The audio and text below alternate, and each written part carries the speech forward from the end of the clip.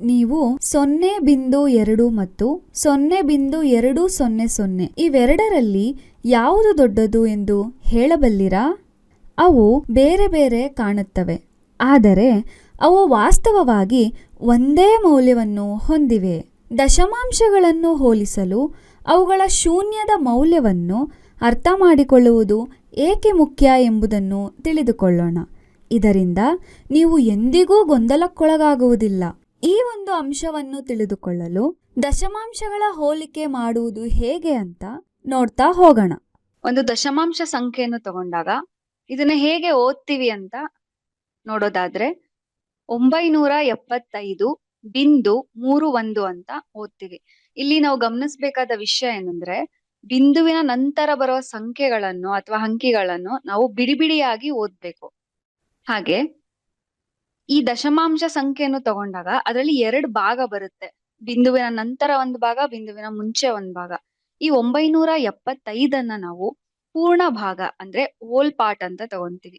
ಅದೇ ಬಿಂದುವಿನ ನಂತರ ಬರುವ 31 ಆ ಸಂಖ್ಯೆಯನ್ನು ದಶಮಾಂಶ ಭಾಗ ಅಂತ ಕರಿತೀವಿ, ಅಂದ್ರೆ ಡೆಸಿಮಲ್ ಪಾರ್ಟ್ ಅಥವಾ ಫ್ರಾಕ್ಷನಲ್ ಪಾರ್ಟ್ ಅಂತ ಸಹ ನಾವು ಅದನ್ನ ಹೇಳ್ಬೋದು. ಈಗ ಈ ದಶಮಾಂಶ ಸಂಖ್ಯೆಯ ವಿಸ್ತರಿತ ರೂಪನ ನೋಡೋದಾದ್ರೆ ಅಂದ್ರೆ ಎಕ್ಸ್ಪ್ಯಾಂಡೆಡ್ ಫಾರ್ಮ್ ನ ನೋಡೋದಾದ್ರೆ 9 ಅನ್ನೋದು 100ರ ಸ್ಥಾನದಲ್ಲಿರುತ್ತೆ, ಹಾಗಾಗಿ 9 × 100 ಅಂತ ಹೇಳ್ತೀವಿ. ಅದೇ 7 ಅನ್ನೋದು 10ರ ಸ್ಥಾನದಲ್ಲಿರುತ್ತೆ, ಹಾಗಾಗಿ 7 × 10 ಎಂದು ಹೇಳ್ತೀವಿ. ಅದೇ ರೀತಿ 5 ಅನ್ನೋದು 1ರ ಸ್ಥಾನದಲ್ಲಿರುತ್ತೆ, 5 × 1 ಅಂತ ಹೇಳ್ತೀವಿ. ಹಾಗೆ ಬಿಂದುವಿನ ನಂತರ ಬರುವ ಸಂಖ್ಯೆ 3 ಅನ್ನೋದು 10ನೇ ಒಂದು ಸ್ಥಾನದಲ್ಲಿರುತ್ತೆ, ಹಾಗಾಗಿ 3 × 1/10 ಅಂತ ಹೇಳ್ತೀವಿ.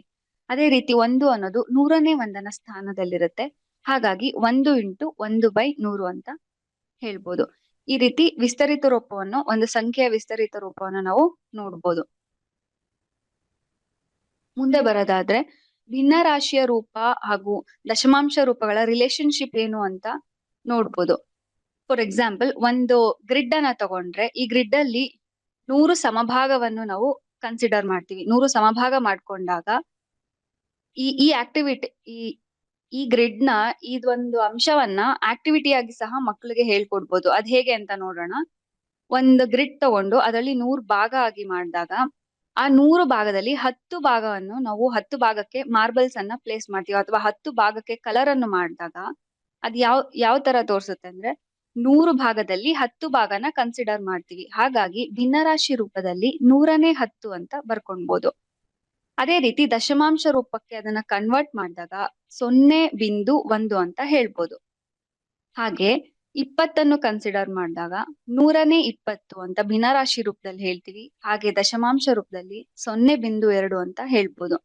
ಅದೇ ರೀತಿ 25 ಕನ್ಸಿಡರ್ ಮಾಡಿದಾಗ 100ನೇ 25 ಅಂತ ಹೇಳ್ಬೋದು, 0.25 ಅಂತ ನಾವು ಹೇಳ್ಬೋದು. ಈ ರೀತಿ ಭಿನ್ನರಾಶಿ ರೂಪ ಹಾಗೂ ದಶಮಾಂಶ ರೂಪವನ್ನು ನಾವು ನೋಡ್ಬೋದು. ಈಗ ದಶಮಾಂಶಗಳನ್ನು ನಾವು ನಂಬರ್ ಲೈನ್ ನ ಮೂಲಕ ಹೇಗೆ ರೆಪ್ರೆಸೆಂಟ್ ಮಾಡ್ಬೋದು ಅಂತ ನೋಡೋಣ.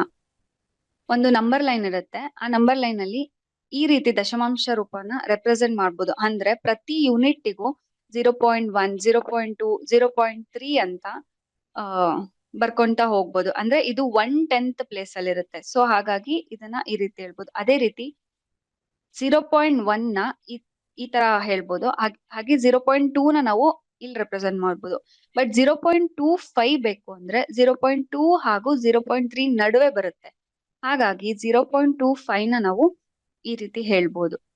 ಅದೇ ರೀತಿ 100 ಪ್ಲೇಸ್ ಅಲ್ಲಿರೋ ಡೆಸಿಮಲ್ಸ್ ನ ಹೇಗೆ ಹೇಳ್ಬೋದು ಅಂದ್ರೆ 0.01, 0.02, 0.03 ಅಂತ ಈ ರೀತಿ ರೆಪ್ರೆಸೆಂಟ್ ಮಾಡ್ಬೋದು.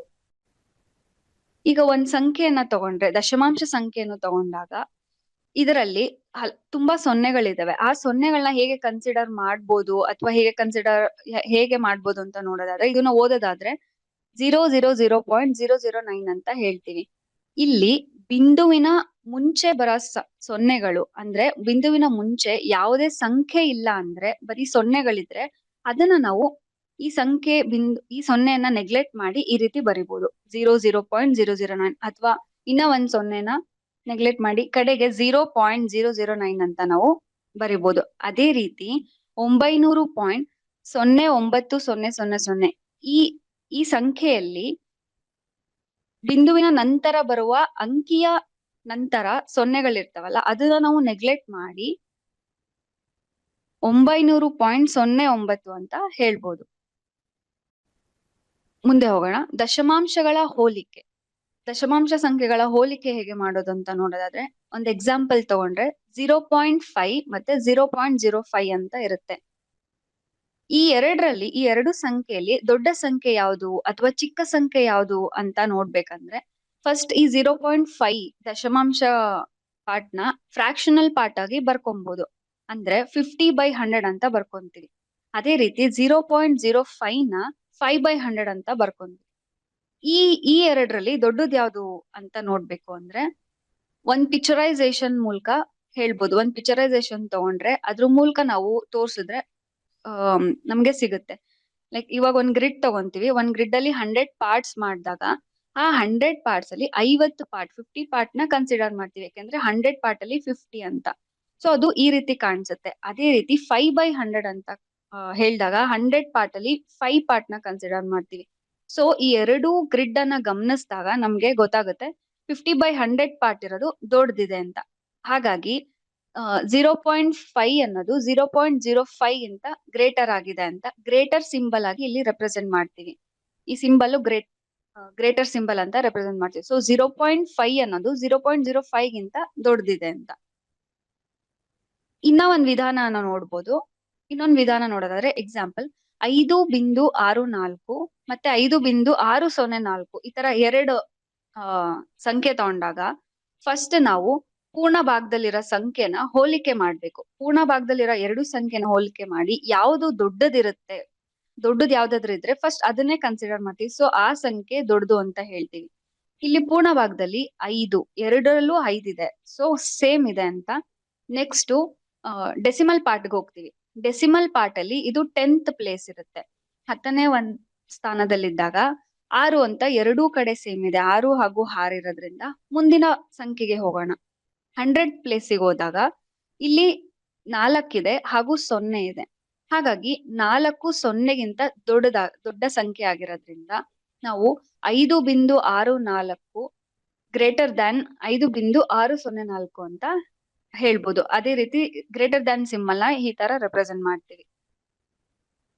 ಇನ್ನೊಂದ್ ಸಂಖ್ಯೆಯನ್ನು ತಗೊಂಡಾಗ 3.30 ಹಾಗೂ 3.300 ಈ ಎರಡರಲ್ಲಿ ಹೋಲಿಕೆ ಮಾಡಿದಾಗ ಪೂರ್ಣ ಭಾಗದಲ್ಲಿ ನೋಡಿದಾಗ ಎರಡೂ ಸಂಖ್ಯೆ ಸೇಮ್ ಇದೆ.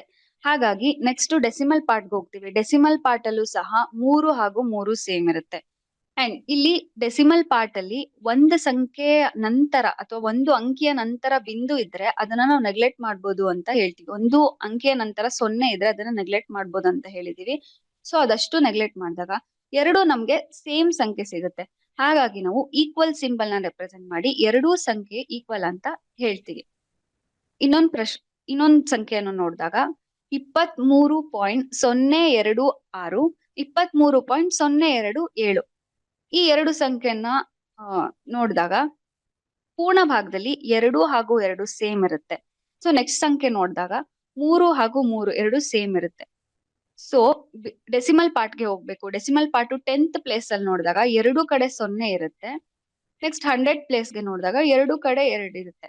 ಹಾಗೆ 1000 ಪ್ಲೇಸ್ಗೆ ನೋಡಿದಾಗ 6 ಹಾಗೂ 7 ಇರುತ್ತೆ. 6 7ಕ್ಕಿಂತ ಚಿಕ್ಕದಾಗಿದೆ.